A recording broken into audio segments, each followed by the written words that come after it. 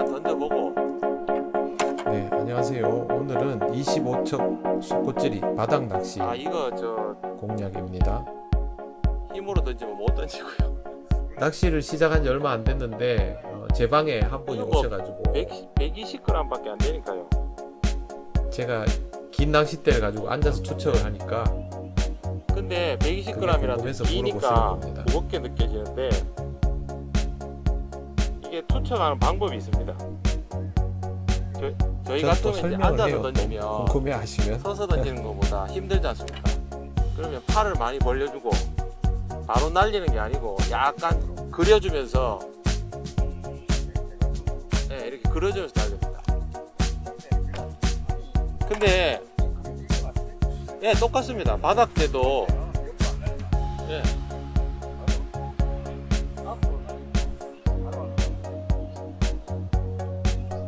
근데 25척 이거 연습하기 투척이 싫어서 어렵죠. 투척 이렇게 하는 거 연습하기 싫어가지고 사람들이 안 하죠.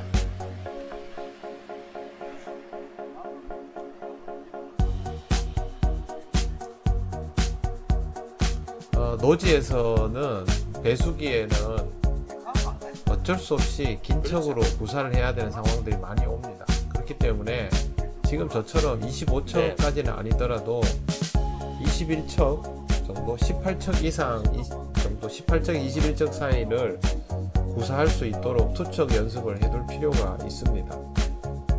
반드시 그렇게 하는 게 좋죠.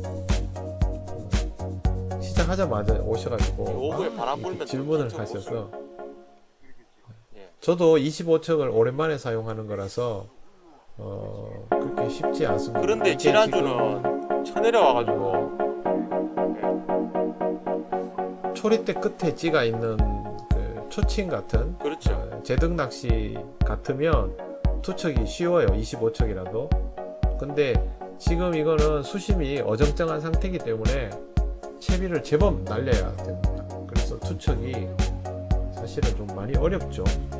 그렇다 하더라도 이 낚시를 하려면 이 정도는 구사할 수 있도록 연습이 되어 있는 게 좋습니다. 네. 제가 사용하는 25척은 익이라는 낚싯대이고 무게는 무겁지 않은데 빳빳함이 조금 떨어집니다. 제가 쓰는 대가 좀 낡아서 그렇기도 하고요. 할 수 있다면 30척까지 있으면 좋겠지만 일단 저는 25척 정도면 충분하다고 생각하고 한 번씩 사용을 합니다. 근데 제가 그동안 소류지를 다녔기 고성수로 때문에 말고는 모릅니다. 25척은 별로 많이 구사를 안 해봤어요. 요즘. 고속도로 쪽에 보면 바닷가로 나가는 게 고성수로라고요. 투척 연습도 할 겸 해서 그래서 25척을 사용을 해보려고 합니다. 연습하러 왔는데 처음에는 투척이 잘 안 됐어요. 그래도 하다 보면 좋아지겠지라고 생각을 하고 있습니다. 지금 이 영상은 배수기 영상 얘들 난리 났는데 2주 전인데요. 25척을 하면 석축 넘어가 됩니다. 근데 이거보다 척수를 줄이면 바닥에 석축이 걸립니다. 되겠네요. 오늘 날씨. 아, 만나지 하시려고. 저는 낚시할 때 옆에서 누가 말 거는 걸 별로 안 저희 좋아해서 같은 사람들이 빨리 가주셨으면 이런 마음으로 인사를 드렸는데 금방 안 가시더라고요. 찌는 좀 톱이 전체적으로 체장이 긴 찌입니다. 심주형이라고 네. 뭐 하여튼 그 고성수로라고 근데 이름을 들어본 적이 있고 수심이 깊지 않다 보니까 지나가다가 수로처럼 체장이 생긴 데를 본 적이 길면 있어서. 조금은 둔탁한 맛이 있어요. 수심이 깊지 않다 해도 거의 수심 한 4m 정도 됩니다. 그렇죠. 네, 낚싯대 길이가 지금 7.5m? 그 정도 되죠. 7.5m면 굉장히 깁니다. 짧은 척에서부터 연습을 해서 늘려가는 게 좋습니다. 저는 22척 정도까지는 전혀 부담 없이 던지는데 25척은 제게 조금 낭창거려서 떡밥이 커지면 좀 부담을 가지는 편이에요. 연습을 좀 더 하려고 합니다. 좌대를 높이면 투척이 좀 쉽지만 네, 오늘 너무 높이면 또 낚시도 불편하고 해서 저는 좌대는 높이지 않습니다. 아닙니다. 밑에 뭐가 걸림이. 예. 수초가 좀 있어요. 속초 전혀 없는 건 아니에요. 예. 물속에 있으니까 수초 안 보이는 거지. 석축 끝나는 지점에서 멀지 않으면 수초가 있을 수 있습니다.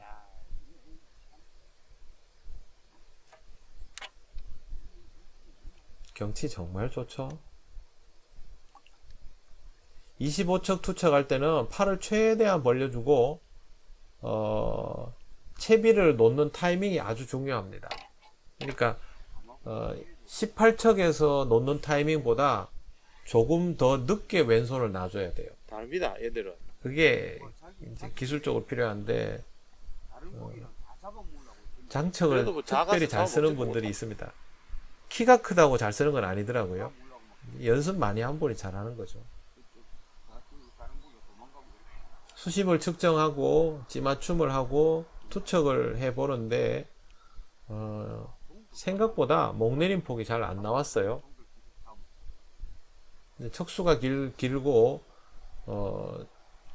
초리대 끝에 찌가 있는 게 아니다 보니까 투척할 때마다 좌표가 조금씩 이제 차이가 나면서 원했던 것보다는 다른 지점으로 주로 채비가 들어가면서 그 차이가 한 두 눈금 정도 나는 것 같아요.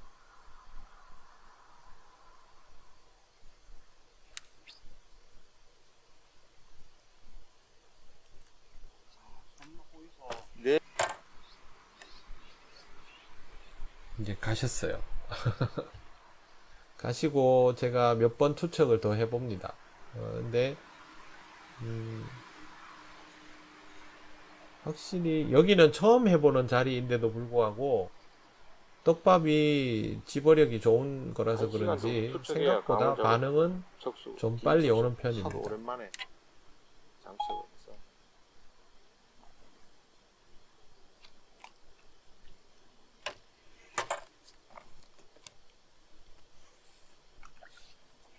저 왼손을 놓는 타이밍이 굉장히 중요해요.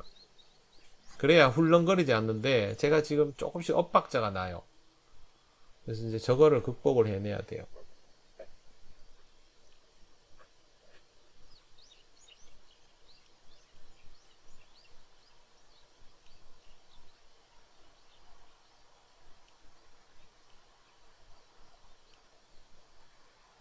지금 목내림 폭이 원래는 5눈금 정도가 나오도록 되는 게 지금 딱 좋은데 그렇지 않고 목내림 폭이 나오지 않아요.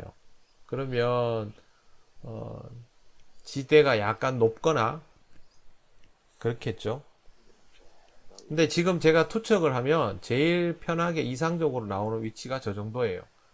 그럼 저기에다 맞추는 게 좋겠죠. 지금 이 상태에서는 채비가 조금 휘어진 채로 있겠죠. 윗바늘이 동동거리는 정도가 아닙니다. 저 정도로 눈금이 나올 정도면 채비가 바닥에 안착되고도 좀 휘어져 있는 경우입니다. 이제 슬로프가 많이 져 있다고 얘기하죠. 찌를 조금 더 내려서 좀 더 타이트하게 구사하는 게 좋습니다. 이럴 때는 처음에는. 나중에 헛방이 나거나 뭐 몸걸림이 나거나 이러면 조절하죠. 떡밥이 조금 더 커야 되면 밥을 키워서 해보는 것도 방법이고요.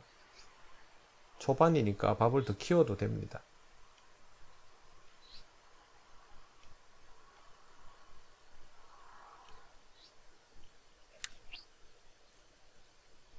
지금은 두 바늘을 다 바닥에 붙인 상태입니다. 근데 제가 지금 투척해서 낚시를 구사하고 싶은 자리에 목내림 폭이 생각보다 나오지 않으니까 찌를 밑으로 내려줍니다. 지금 2cm 정도를 확실하게 내려줍니다. 찌를 움직일 때는 센티미터 단위로 움직이셔야 됩니다. 한 눈금, 두 눈금이 아니고. 고기는 안 왜 그러냐 하면 그림을 위해서 눈금은 다 다르잖아요. 바람이 많이 불기 전까지는 이걸로 연습을 좀 해보고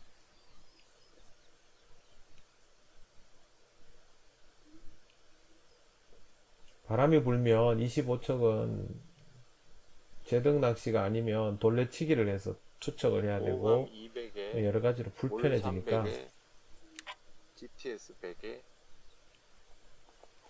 아이고 당구화를 조금 추가했어요. 네. 그리고 이거 챙겼고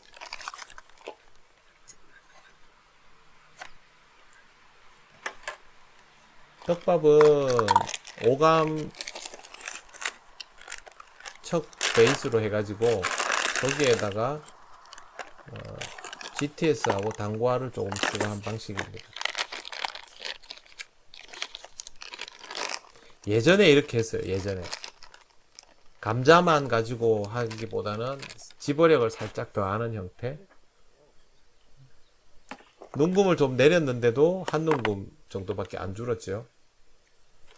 오감이 아니고 오감척입니다.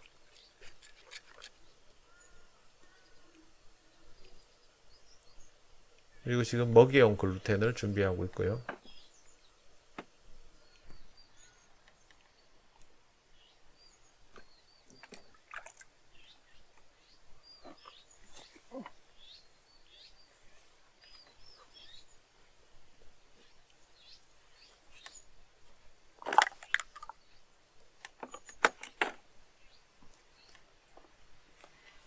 아직까지는 찌에 특별한 반응이 나오지 않았어요.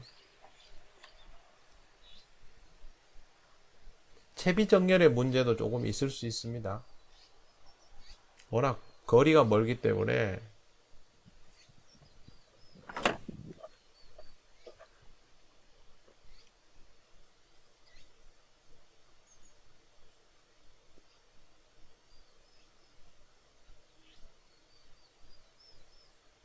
고기가 오면 이 상태에서 건드림이 나오죠.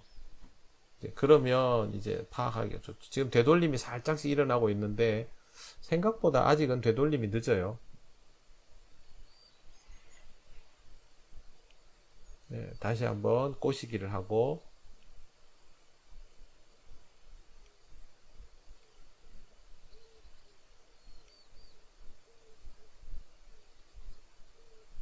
지금은 고기의 반응들을 살펴보는 중입니다. 혹시 낱마리로 들어온 게 있는가 없는가를 살피면서 이제 그 다음 과정을 전개해 나가는 거죠.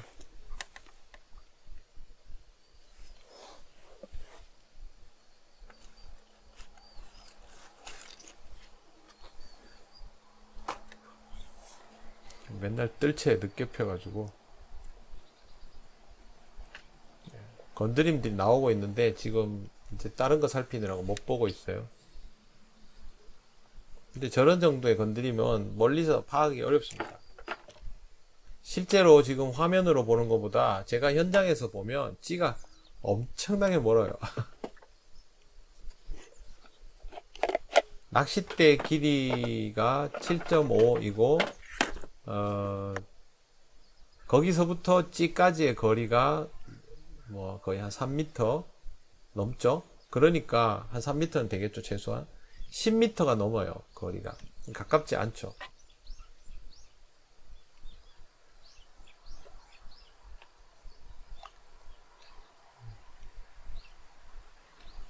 저거보다 더 부드럽게 날아가야 돼요. 투척은.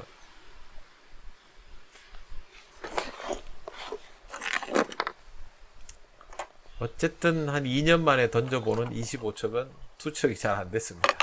네, 한 번 더 도전해 볼 겁니다.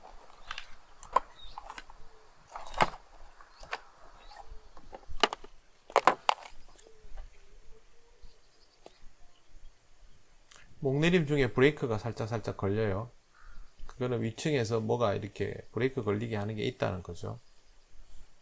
네, 이제는 목내림 폭이 정상적으로 나왔어요. 저것부터 바로 건드림 나오죠. 저것부터 만들어 놓고 시작해야 돼요. 그래야 그 채비의 긴장도가 살아 있어서 저런 건드림들을 읽기가 좋죠. 아까처럼 목내림 폭이 안 나올 정도로 채비가 들어누워 버리면 표현이 안 돼요. 7눈금에 맞췄으면 떡밥을 달면 5나 4 정도 되는 게 맞아요.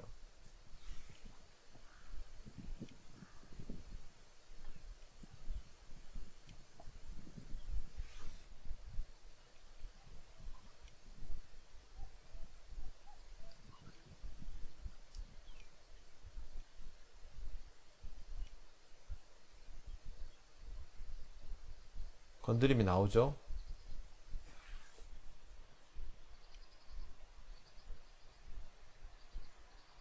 저렇게 건드림이 나오면 입질로 이어질 가능성이 높아요. 그냥 떡밥이 풀리는 게 아니고 건드림이 나와주는 게 중요해요.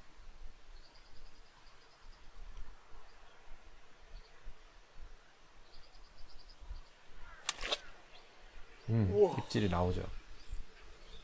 입질이 나와요. 그냥 제가 왜 입질이 나와요 그러냐면 그 전주에 꽝을 입질 쳤거든. 말고 입질인데. 감동적인 입질. 입질 한번 못 보고 하루 종일 낚시한 적 있어요. 몇 년 만에. 오우 쉣. 제발. 꽝 칠까봐 겁이 나서 긴 척을 펴둔 거예요. 근데 한데 어려운 낚시터입니다. 생각보다 상류보다 하류가 더 어렵습니다. 같은 경우는 건드림도 없이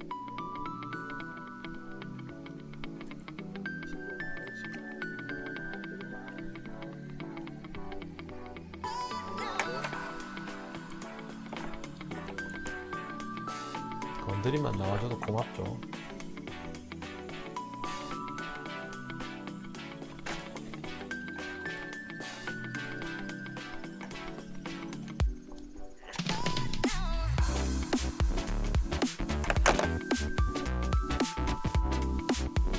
여기까지는 그냥 내려오고 여기서 멈칫 바닥 근처에 오면서 멈칫 하죠. 이게 좋은 거예요. 이러면 고기가 바닥층에 대기하고 있다는 거고,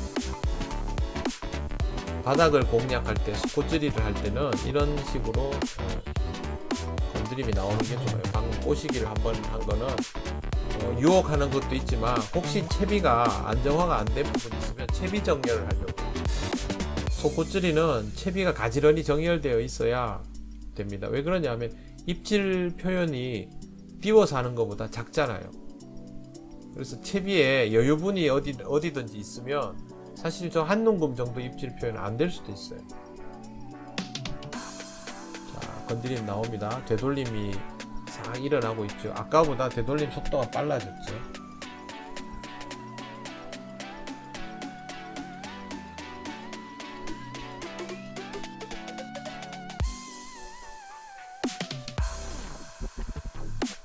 여기서 고기가 반응을 보이면 밥이 더 풀리든지 아니면 아래 위로 살짝 오르내리든지를 하겠죠.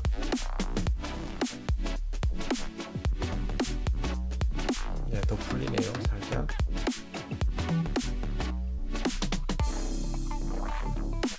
근데 다시 살짝 내려갔다 올라오고 이러죠.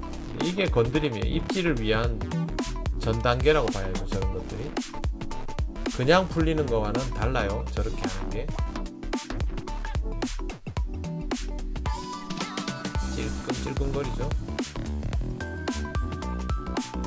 저럴 때는 꼬시기를 하거나 할 필요가 없어요. 왜? 고기가 지금 관심을 가지고 있는데 굳이 내가 손을 댈 필요가 없죠. 이게 멈췄을 때 이렇게 손대는 거예요. 저런 동작이 입질로 이어져야 될 타이밍에 입질로 이어지지 않으면 그때 내가 꼬시기 한번 이렇게 하는 거죠. 그러니까 지가 움직이지 않으면 내가 움직여주고, 지가 움직일 때는 가만히 있어주고, 그렇게 생각하시면 돼요.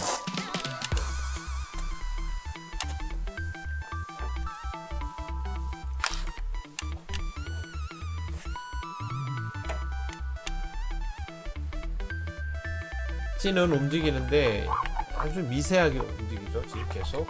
근데 입질로는 이어지지 않아요.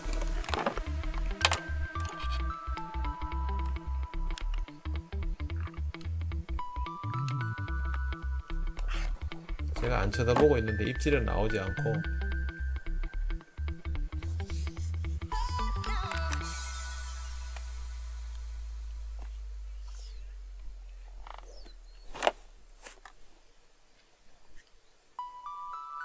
근데 되돌림도 안 일어나죠. 생각보다 더 올라와야 되는데 채비가.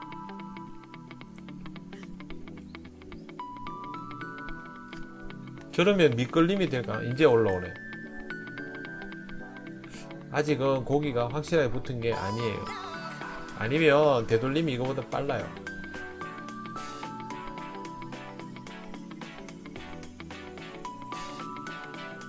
그리고 만약에 저렇게 당겼는데 채비가 안 올라오고 오래 있잖아요. 그러면 대류가 있을 가능성이 높아요. 속에 보이는, 속 안 보이는 대류.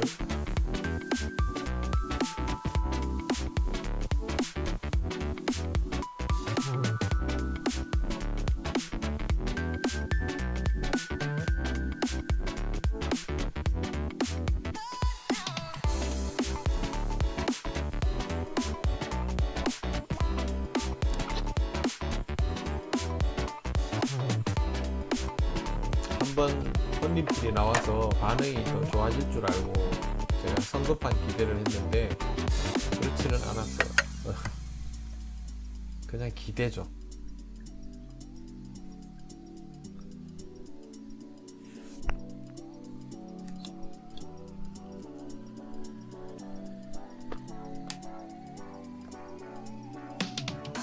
지금 윗바늘은 찔러 넣기를 하는 게 좋습니다. 아랫바늘은 뭐 글루텐이니까 그냥 달더라도 윗바늘은 찔러 넣고 되돌아오는 거를 확실하게 보는 게 좋죠.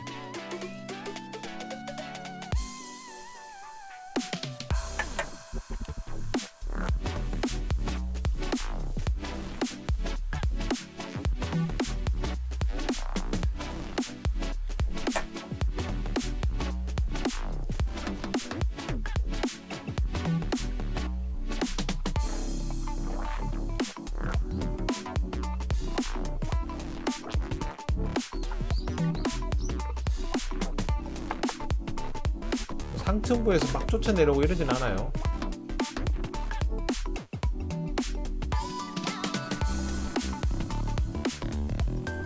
이번에는 몽데이 폭이 조금 부족하게 나오는 자리로 들어갔습니다. 척수가 길면 점투척이 안 돼서 좌표가 좀 흐트러지는 게 단점입니다. 실력 부족입니다.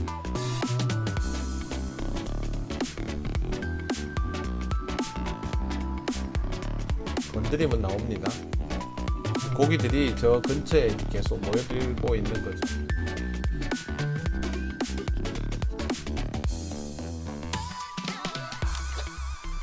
아, 입질 폭도 작네.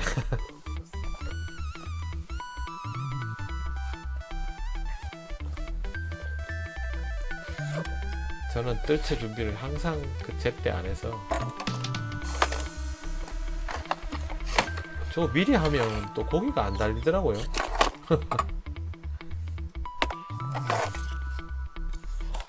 근데 희한한 게 뜰채 준비할 동안은 고기가 빠진 적이 없어요.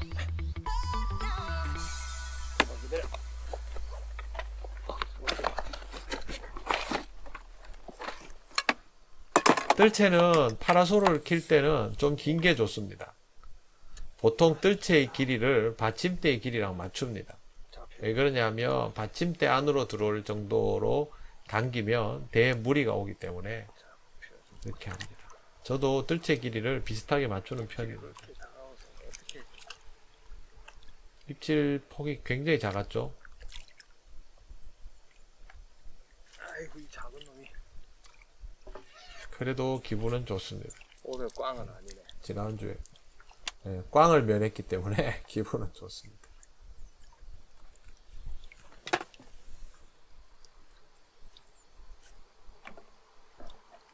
첫 고기가 예뻤어요. 일단 잉어 작은 걸로 시작. 저 사이즈의 잉어가 제일 재밌습니다. 거의 붕어처럼 입질하고 붕어처럼 달려주고 토종보다 더 스피드 있게 달립니다. 그래서 떡붕어랑 착각할 정도로 잘 달립니다. 이 저수지 작은 잉어들이. 저런 애들만 잡혀도 재밌긴 합니다. 아저씨한테는 고기 안 나온다 했는데.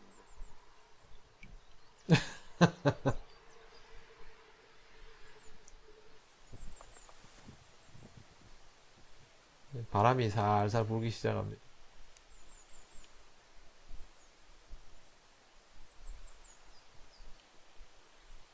파라솔은 굳이 저렇게 큰 거 안 켜도 됩니다. 저는 카메라가 열을 받아서 어쩔 수 없이 지금 큰 파라솔을 사용하는 거고요.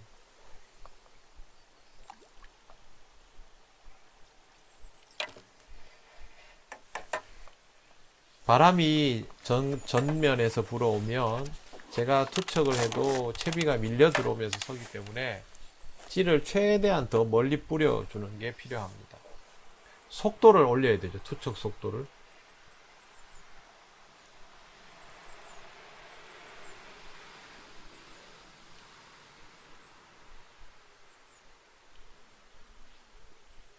네, 지금 정도의 목내림 폭이면 괜찮습니다. 바로 반응이 나오죠. 그러니까 지금 보시면 목내림 폭을 제대로 내줄 수 있는, 그러니까 수심이 딱 맞도록 해주는 구간에서 바로 넣어주면 반응이 빨리 옵니다.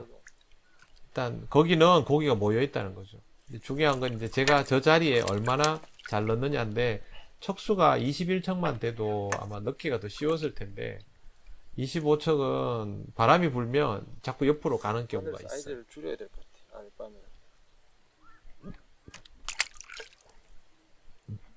저기는 작은 사이즈 7치부터 한 6치부터 한 8치, 9치 정도까지의 이 붕어, 잉어들이 섞여 있는 것 같아요.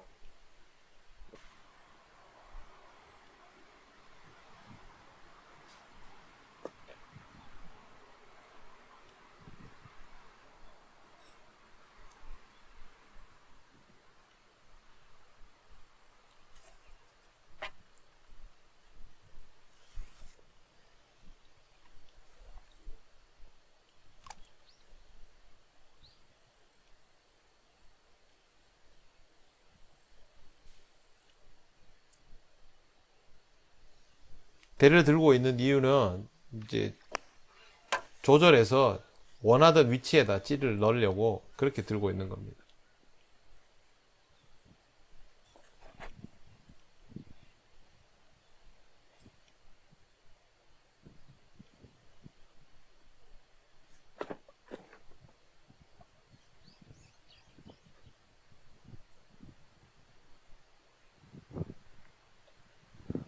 목내림 폭을 저 정도로 내주는 것만 균일하게 해줘도 반응은 훨씬 좋게 볼 수 있어요. 아마 다른 낚시터도 상황은 마찬가지일 거예요. 네, 되돌림이 빠르게 일어나죠. 바로 입질 들어오고. 왜 안 달려? 그러니까 낚시를 해보시고 저렇게 반응이 빨리 나오는 포지션을 찾아야 돼요. 속구찌리는 그게 중요합니다. 괜히 안 되는 자리에다가 넣어놓고 반응이 느린 곳에서 이렇게 지지지 말고 투척해서 목내림 폭이 잘 나오는 곳, 띄워서 하는 낚시도 마찬가지죠. 목내림을 확실히 해줘야 거기서 뭐 구간에서 입질도 보고 건드림도 보고 하는 것처럼 이 속구찌리도 마찬가지입니다. 목내림 폭을 확실하게 내줘야 거기서부터 제대로 된 걸 볼 수가 있어요.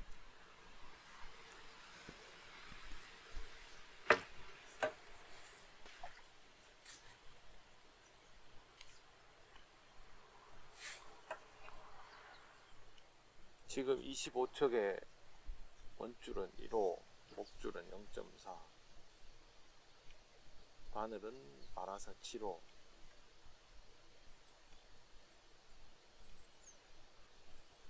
(40에 47) 수심은 3m. 채비를 이제 설명해.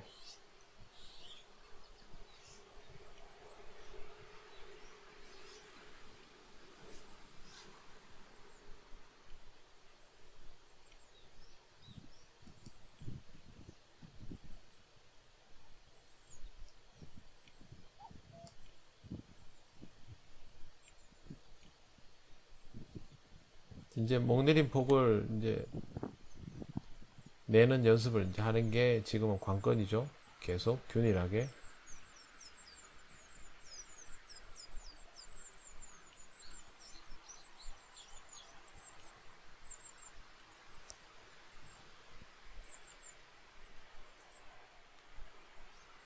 이 낚시는 목내림 폭을 균일하게 내고 좌표를 정확하게 찝고 되돌림 시간을 조정하고 이러면 다른 분들보다 월등하게 잘할 수 있어요.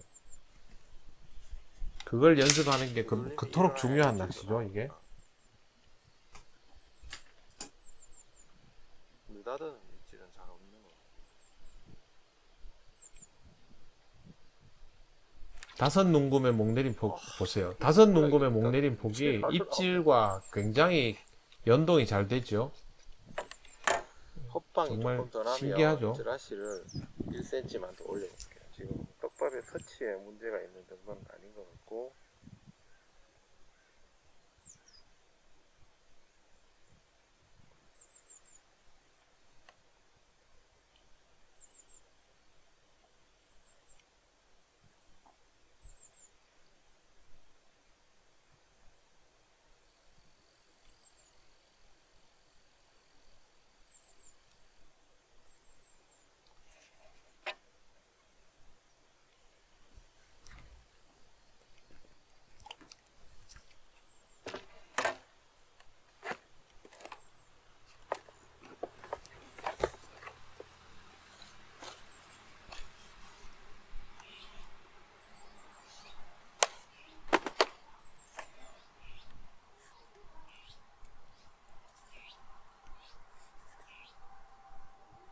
위에 고기가 살짝 있네요.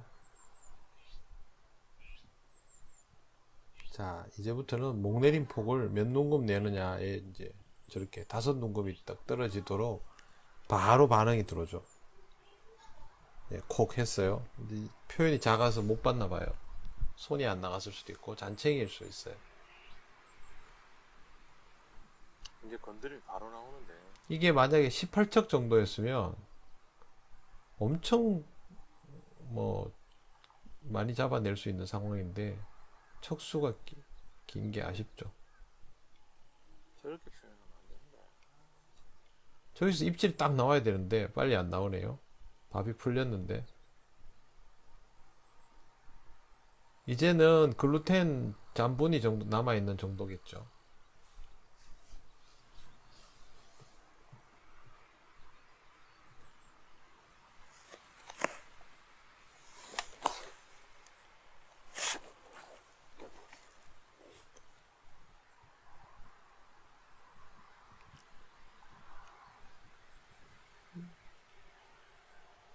미련 두고 기다릴 필요 없습니다. 저럴 때는.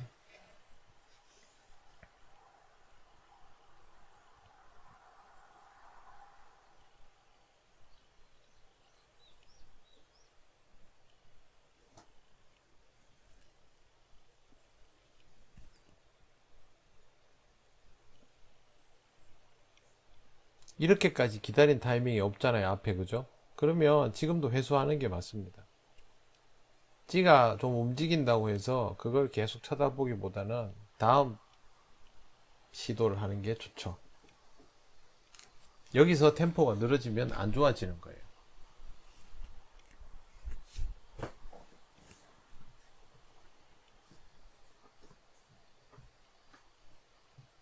고기가 뛰었어요. 앞에서.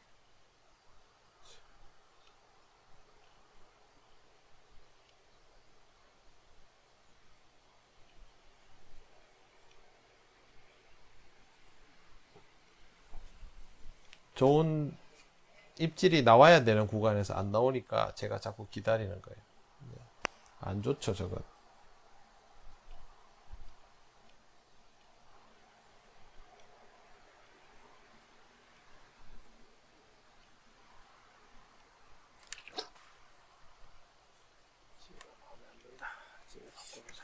찌가 마음에 안 들었던 거예요.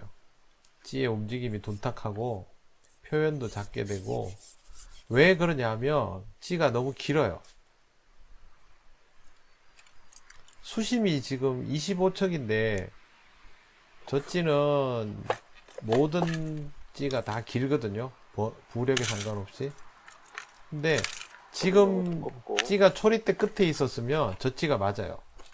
저렇게 긴 게 좋을 수 있어요. 근데 지금은 수심은 3.5m가 조금 넘는 정도이니까 찌는 그렇게 클 필요가 없어요. 노지 낚시 하시는 분들 찌 굉장히 크게 쓰거나 톱 엄청 길게 쓰시는 게 많은데 채비를 둔하게 만드는 겁니다. 그럴 필요가 없습니다. 이제 찌를 바꿔서 새롭게 공략을 해볼 텐데요.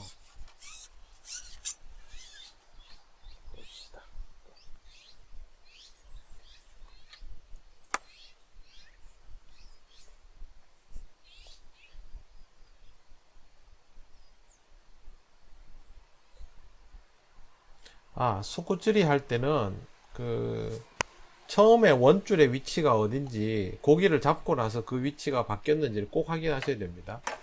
밑걸림이 있어서 채비를 당겼거나 고기를 몇 마리 걸고 나서는 늘어나는 원줄이 있어요.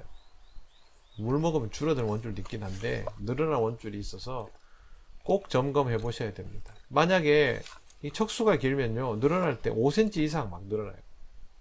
그러면 내가 아무리 수심을 측정해도 엄청 변해버린 거죠. 카본산은 늘어나지 않아요. 근데 모노필라멘트는 늘어나는 경우들도 있습니다.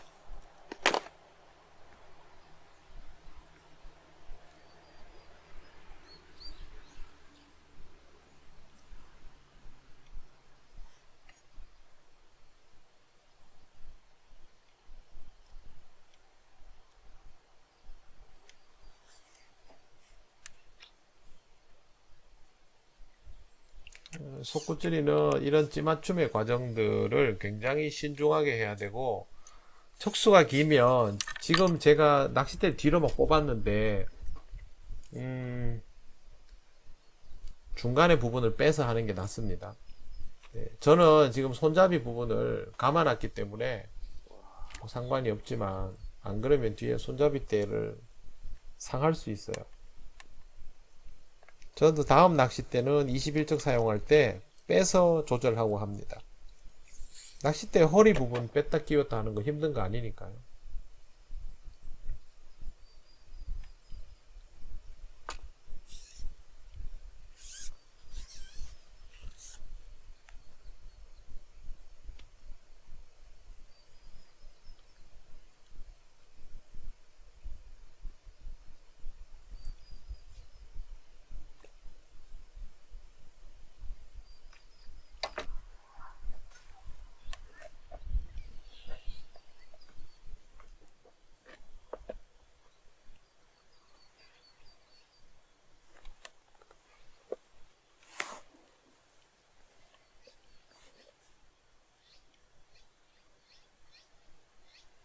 잘 보여줬지?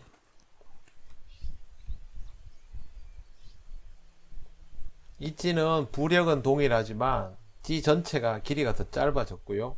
몸통이 빵빵하게 해서 순부력이 좋습니다. 큰 찌보다 작은 찌가 당연히 더 민감하겠죠. 톱 제원은 뭐 이것도 솔릿 PC부크 1mm PC부크입니다. 몸통이 빵빵하기 때문에 반발력은 좋겠죠. 아무래도 소세지 형집입니다.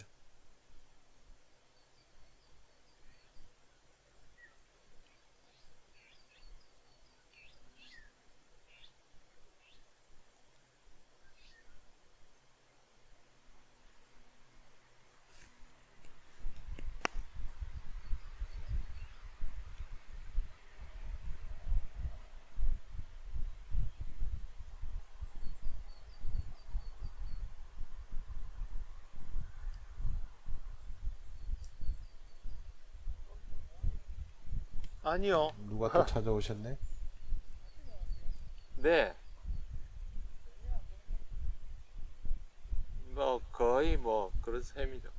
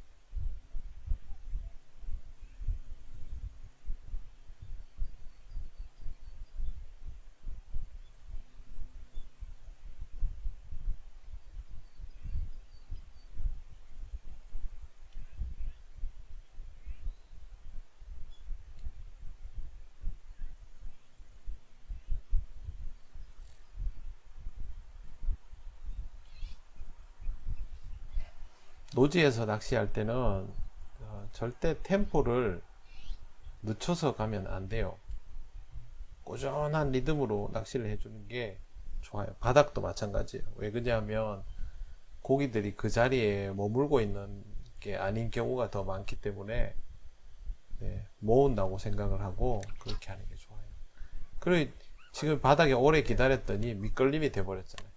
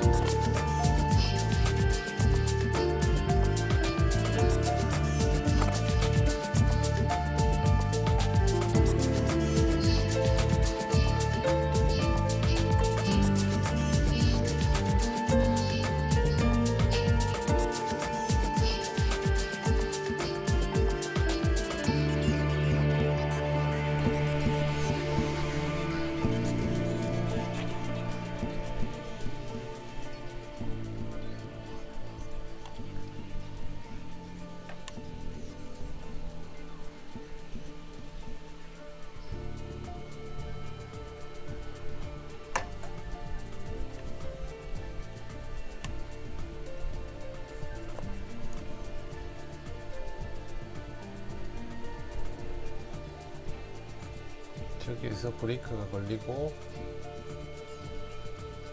조금 더 내려가 줘야 되는데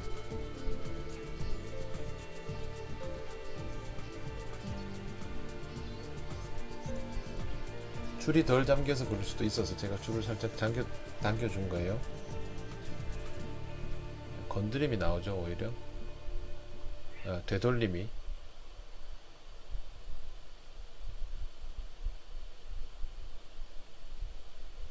투척이 조금 덜 들어갔을 수도 있어요. 이건 건드림.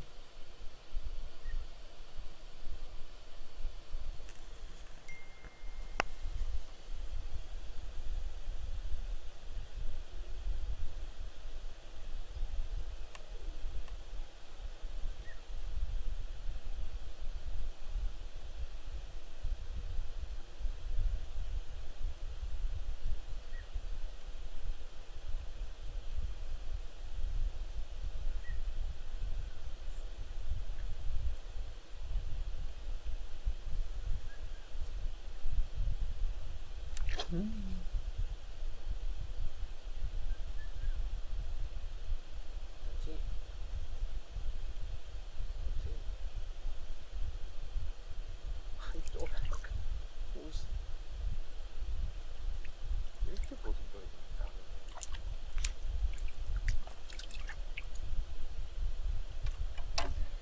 붕어예요, 붕어.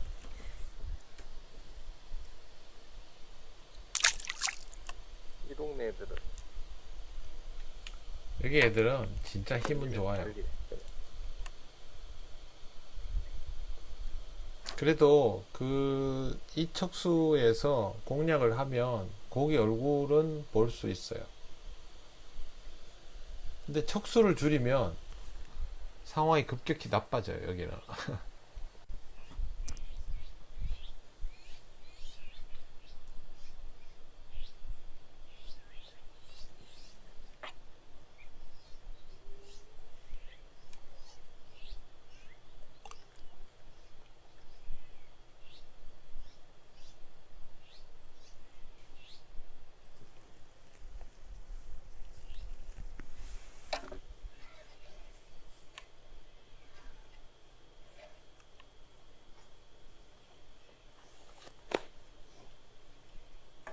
톱의 길이는 짧지만 색깔은 이게 지금 물결에서는 더 잘 보이는 것 같아요. 투척이 아주 한참 더 해야 돼. 네, 조금 더 멀리 투척해야 돼요. 좌표를 벗어나면 입질 들어오는 시간대가 늦어지죠. 당연히 모여있는 자리에서 약간 벌어져 있으니까. 밥달기 투척이 정말 중요합니다. 이거 뭐 100번을 강조해도 지나침이 없죠.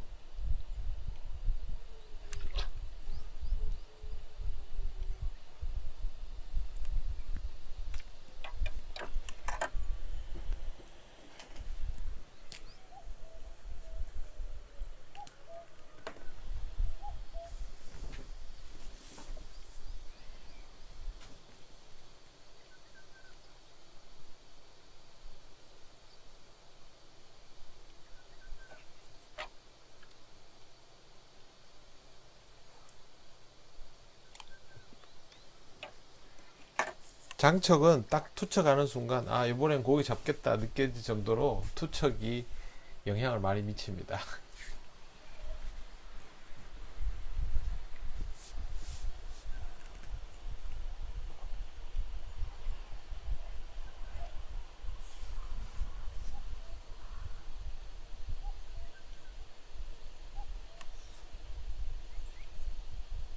들어가자마자 되돌림이 나왔어요. 목내림 폭은 깊지 않은데도 불구하고 반응이 빠른 자리라고 볼 수 있죠. 저기는 네, 바로 입질이 나오죠. 어우, 이거 쓰네. 어이구.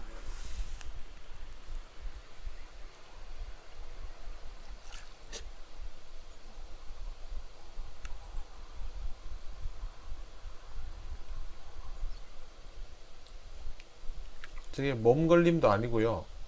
고기도 크지 않아요. 근데 정말 많네, 잉어 새끼들. 엄청 달려요.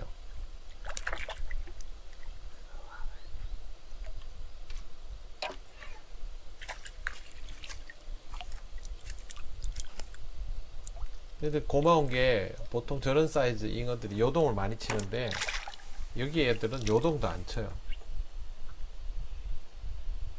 생긴 게 붕어가 아니라는 거지. 뭐 낚시하기는 좋아요. 아, 여기는 걸렸다.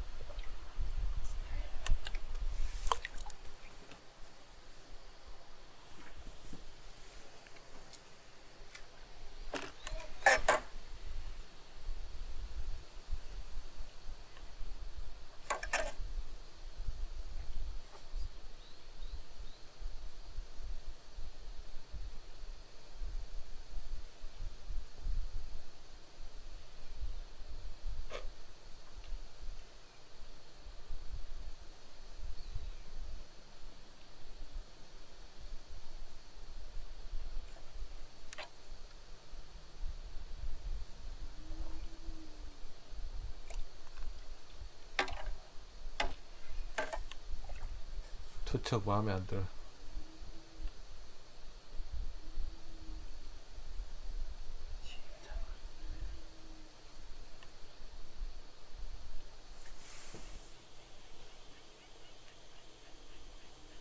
앞에 조그만한 그 잡어들이 엄청 많습니다. 지금 제가 낚시 채비 넣어 놓은 자리에도 아마 바닥에는 저런 잡어들이 굉장히 많을 거예요.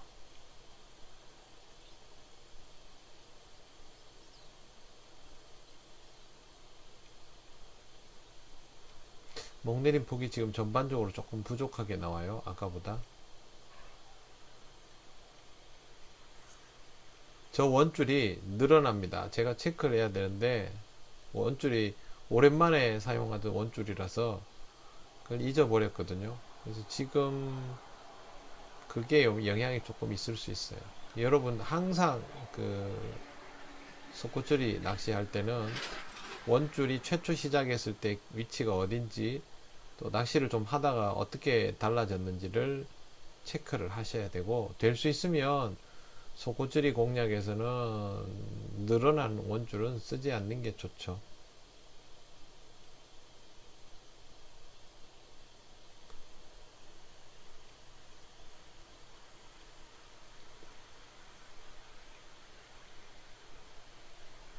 오시게 한번 하고, 네, 바로 입질.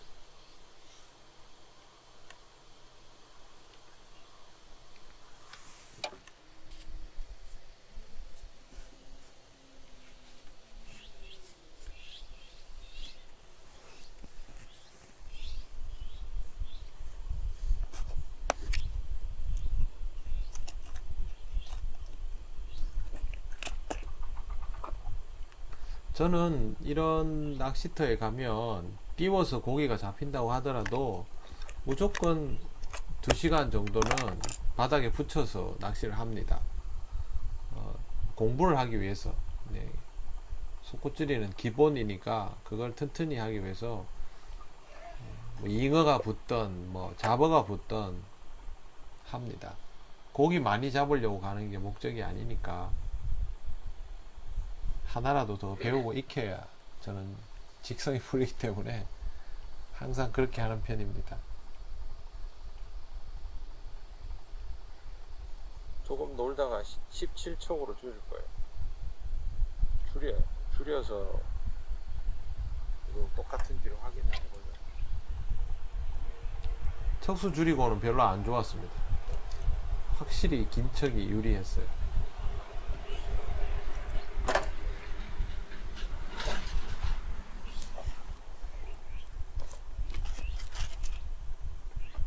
척수를 줄이면 일단 바닥에 붙이면 미끌림이 심했고, 채비를 올리면 이곳에서는 그 바닥에서 많이 떨어질수록 반응이 안 좋아요. 네, 이번에는 목내림이 깊게 나왔네요. 이 낚시는 목내림이 저렇게 확실하게 나와주고 되돌림이 보세요. 안 달려. 깊은 목내림에서 반응이 월등하게 좋죠. 저기서 되돌림이 나오는 중에 입질이 나오는 게 제일 예쁜 그림이죠.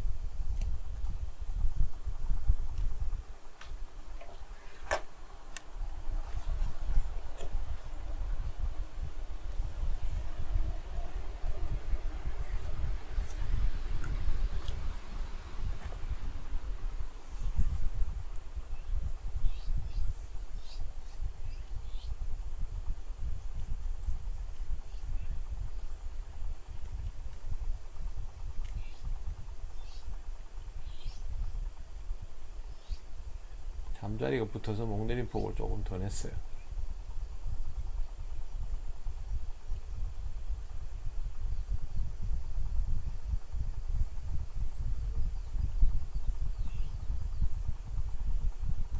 되돌림 나오고, 지금은 되돌림이 이미 확실하게 나와줬는데 잠자리 때문에 그걸 방해해요. 제 시야에는 저 잠자리가 안 보입니다. 멀어서.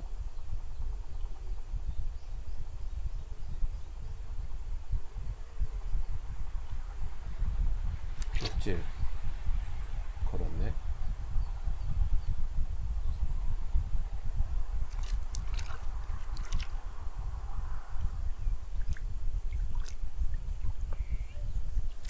저런 고기도 힘을 씁니다, 여기는.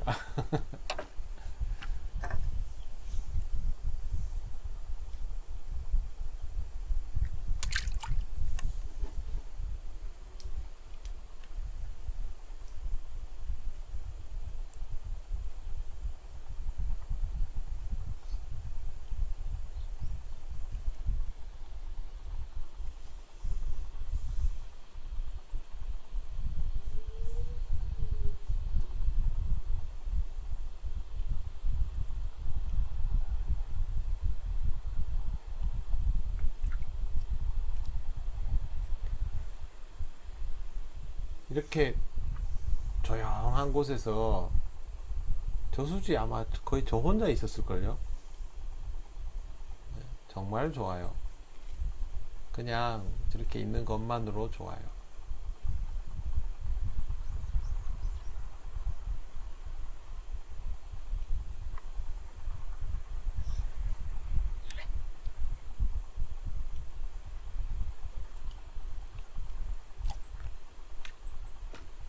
다음엔 더 안쪽에 더 조용한 데 가서 있을 거예요.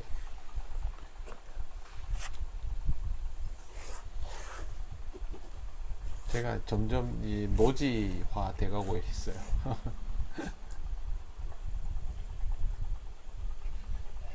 자, 목내림 폭이 깊게 나왔어요. 네. 굉장히 깊게 나왔어요. 내농급이 채 안 나올 정도로. 채비가 조금 더 깊게 들어갔을 수도 있고 사선이 조금 더 졌을 수도 있고, 대신에 이렇게 나오면 채비의 긴장도는 더 확실하게 표현이 됐겠죠. 이제 긴장도가 확실하게 생겨 있겠죠. 되돌림 나옵니다. 지금까지 오늘의 패턴에서는 깊은 목내림에서는 오히려 되돌림이 빨리 시작되고 입질로 빨리 이어졌어요. 그러면 그렇게 공략하면 나올 수도 있어요.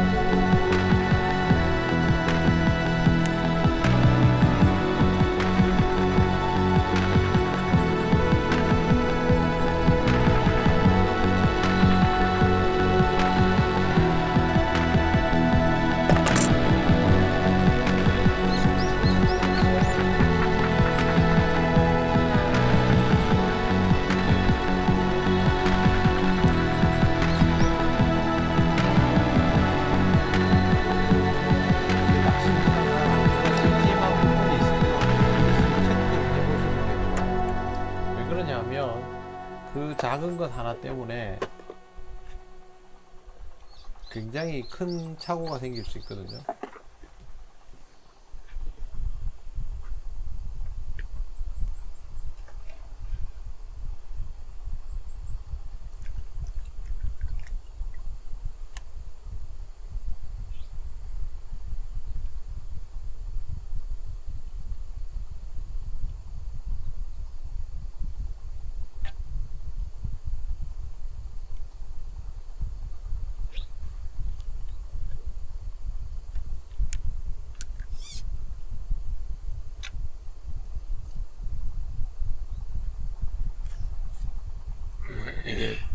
원래 자리로 찌를 되돌려 놓고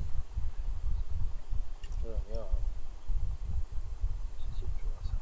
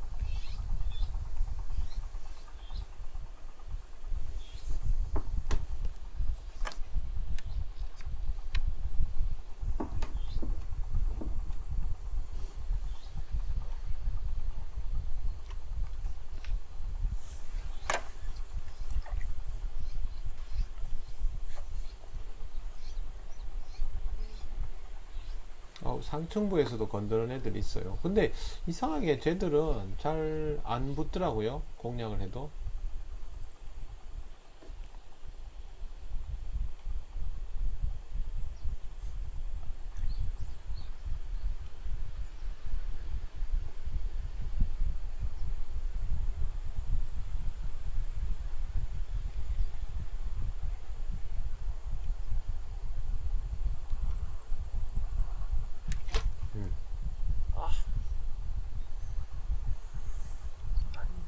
아까 찌맞춤이 뭔가 조금 찝찝해서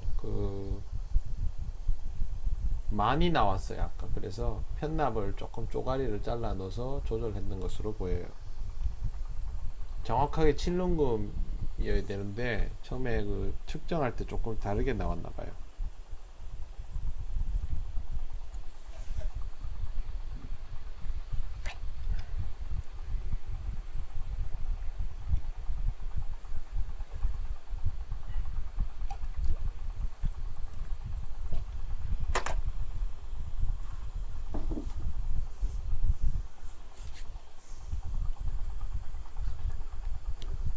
척수를 줄여봐야 되네.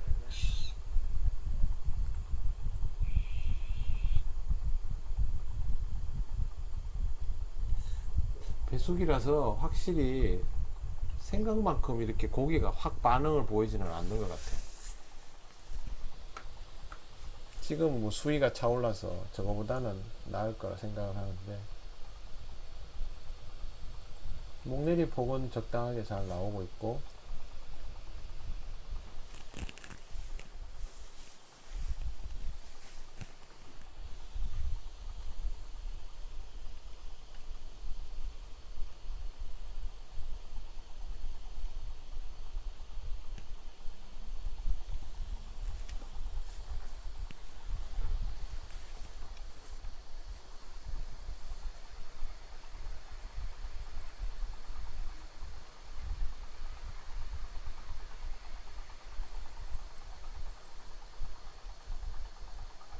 아까 하던 그대로면 반응이 점점 올라가야 되는데 그렇지는 않아요. 그러니까 여기가 계곡지다 보니까 고기가 들어왔다 나왔다 들어왔다 나왔다 이렇게 하는 걸 볼 수 있어요. 그래도 고기를 걸었어요. 생각보다 반응이 늦게 와요. 난쟁이들이 하리로 나왔어요.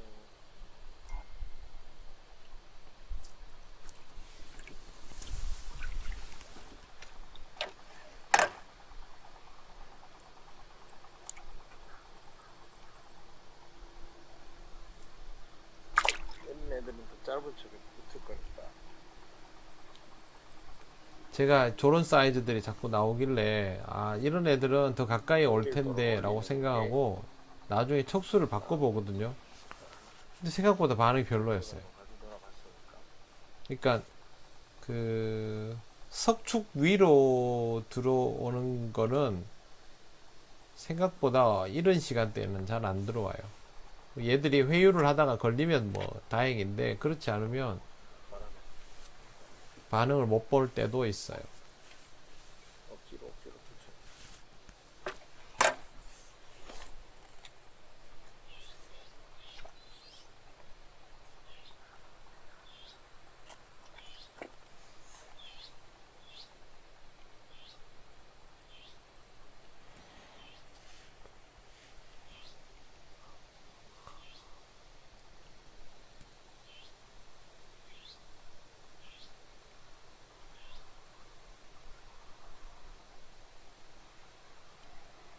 그래도 작은 고기라도 이렇게 따박따박 나오긴 해요.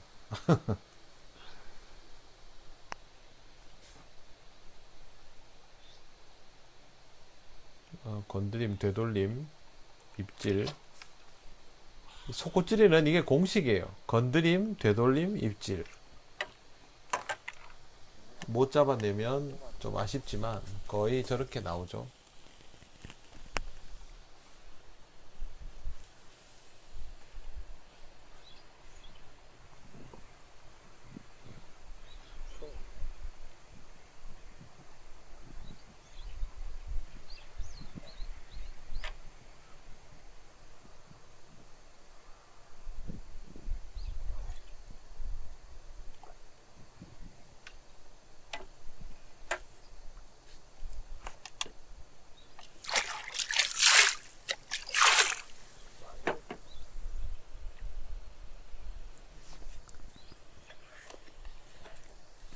저는 좌대를 항상 물을 쉽게 뜰 수 있는 높이 안에서 합니다.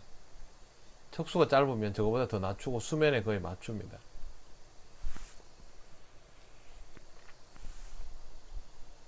그게 낚시하기 편해요. 네, 목내림 충분히 나왔고요.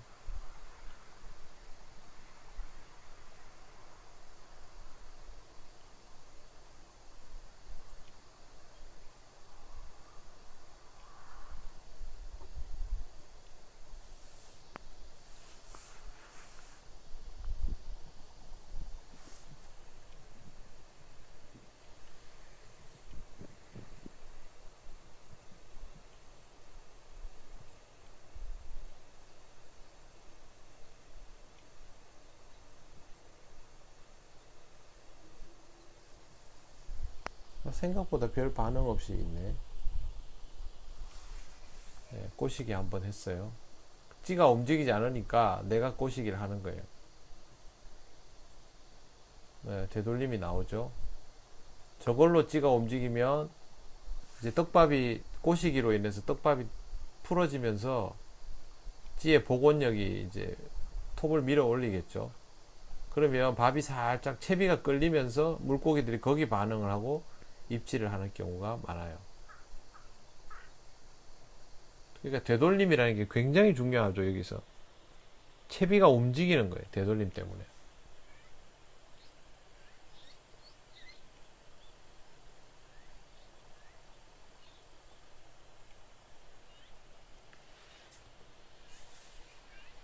다시 한번 꼬시기.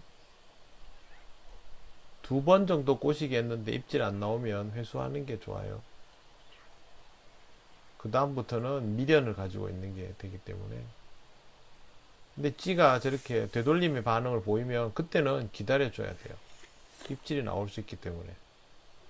근데 꼬시기를 했는데도 찌가 되돌림도 일어나지 않고 아무 반응도 없다면 그때는 숫자를 5 정도까지 세고는 회수를 하는 게 낫죠.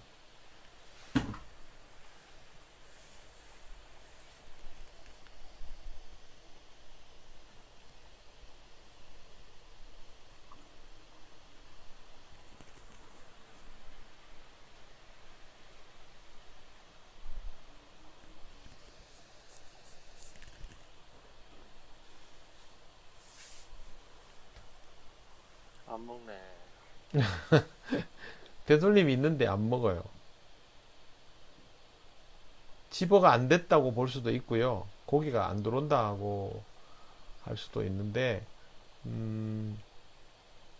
제가 넣은 밥의 양에 비해서 들어온 고기의 숫자가 적어도 저래요. 빵에 뿌려져 있는 것만 먹어도 되니까. 아, 입질. 입질 늦게 나오네. 가지고 노네. 그렇게 좋은 상황은 아니에요. 저거보다는 훨씬 반응이 빨리 나와야죠.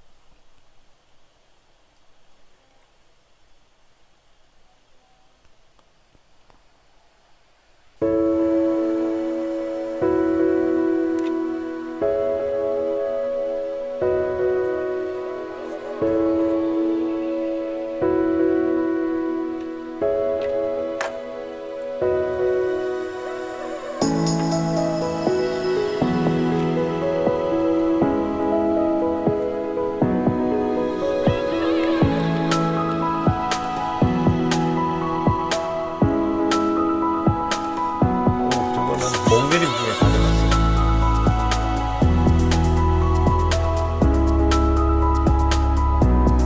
수준 엄청 치죠? 저는 큰 줄 알았어요. 사이즈가 작은 건 아닙니다. 9시.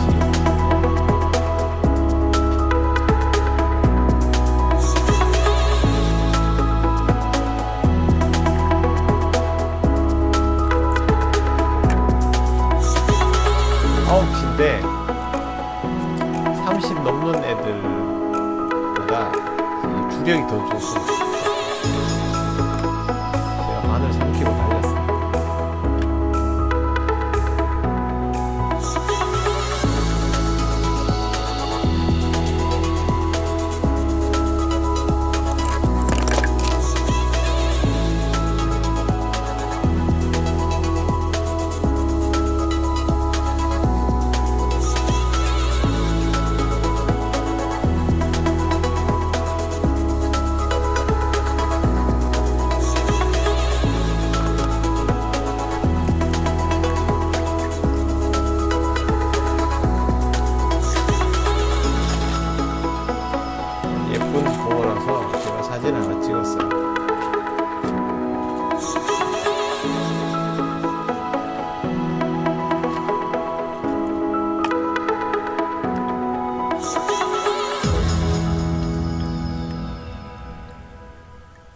끝내는 바늘 빼기를 꺼내가지고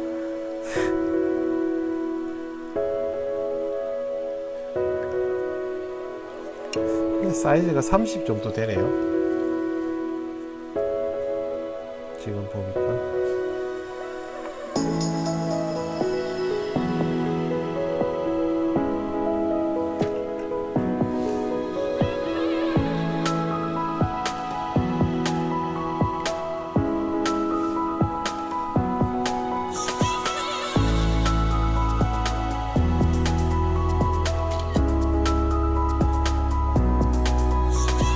제가 고기를 잘 안 만집니다. 이게 사람 손에 열이 있기 때문에 고기를 만지는 순간 고기한테 피해가 많이 가서 좀 가볍게 이렇게 잡고 사진을 찍었습니다.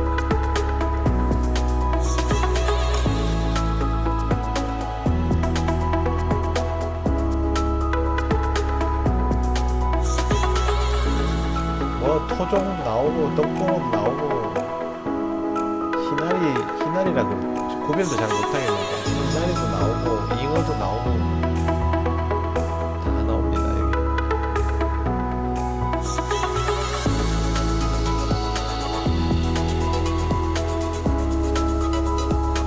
조과는 뭐 그렇게 제대로 된 조가 아니었지만 그래도 25척을 테스트해 보기에는 별 부족함이 없었던 것 같아요. 제가 오랜만에 해서 이런 게 안 되는구나 알았고 나름대로는 재밌는 낚시를 하고 있었어요. 그날 굉장히 뜨거웠어요. 제가 파란불 안에 있어서 몰랐는데 지금 그 카메라를 밖에다가 놔뒀더니 열을 받아서 꺼져버렸어요.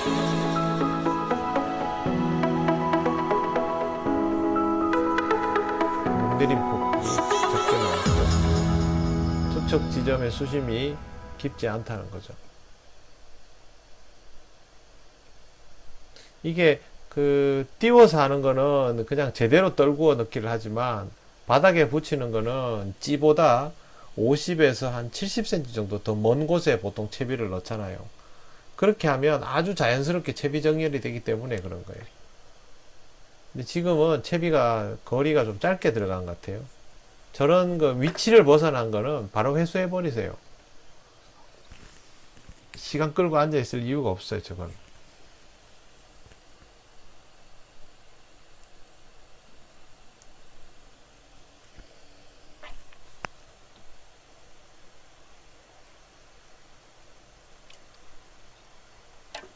예전에 제가 25척을 하루 종일 휘둘렀는데 아침에 한 2시간 정도 했나?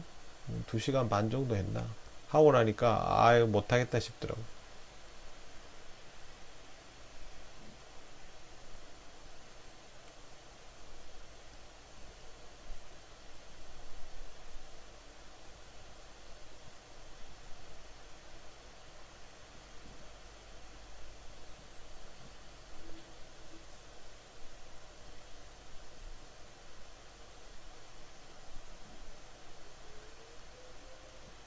척수가 긴 거에 반해서 제가 정확도 있게 구사를 못한 부분도 있고 또 생각보다 고기가 집어가 안 되는 부분도 있고 그래서 쉬운 낚시는 아니었습니다. 근데 한창 배수이고 수위가 많이 빠졌을 때였기 때문에 완전히 빠진 것도 아니에요. 완전히 빠지면 오히려 나아요. 안정이 돼서 빠지고 있는 중이었기 때문에 저 정도라도 만족하고 낚시를 해야죠. 저것도 공부니까요.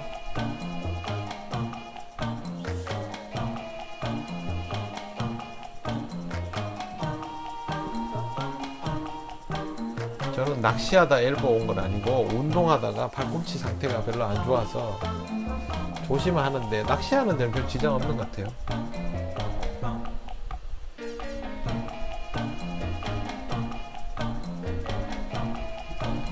여러분도 긴 척수를 연습은 해 놓으세요. 21척 정도는 18척에서 21척 정도는 연습을 해 두시는 것이 배수기 노지 낚시를 하는 데는 좋은 방법이라고 생각을 합니다.